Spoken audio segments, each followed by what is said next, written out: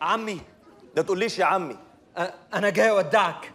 نعم. انا عشت معاك احلى ايام عمري، ياما زعلتني وعمري ما خدت هدومي ورحت لامي. يا ابني انت مراتي. ايوه صح برضو.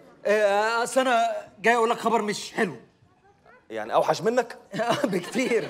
ماشي قول. عم انا صحيت الصبح تعبان، فحسيت كده بوغوشه في قلبي. وغوشه؟ اه يا حبيبي الغير حجته معاه معلش. جريت على دكتور علاج طبيعي. رحت هناك اكشف الدكتور اول.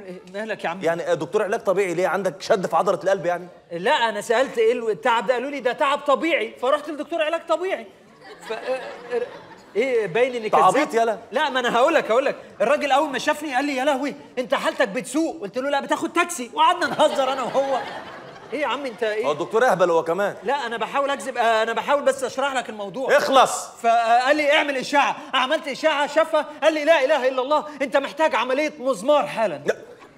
ايه عمليه مزمار ازاي يعني؟ هو قال لي مزمار، ما اعرفش. لا ما فيش غير هم اتنين كانوا بيلعبوا مزمار في محمد علي وماتوا.